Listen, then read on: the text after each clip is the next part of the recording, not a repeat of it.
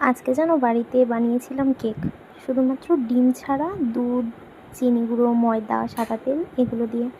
আগে আমি বাড়িতে কখনো কেক বানাইনি, তো কেকটা বানালাম। মোটামুটি ভালোই হয়েছে খেতে। এ দেখো, এগুলো আমি বিস্কুট দিয়ে, কাজু দিয়ে একটু ডেকোরেশন করেছিলাম। তো প্রথমবার বানালাম, ইউটিউব দেখে ভাবছিলাম কি বানানো যায়। তো তারপর মনে হলো যে কেকটাই বানাই আজকে, একবার প্রথমবার ট্রাই করি। দিয়ে দেখো কতটা সফট হয়েছিল কেকটা।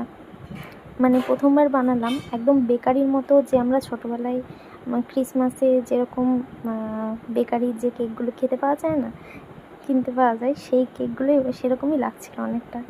খারাপ লাগছিল না। তো মাকে খাইয়েছিলাম, তো মা বললো যে না, ভালোই হয়েছে। তারপরে আমি একটু খেয়েছিলাম, দেখলাম না ভালোই হয়েছে। দেখো কেমন লাগছে, তোমরা কিন্তু অবশ্যই জানিও কমেন্টে, ঠিক আছে?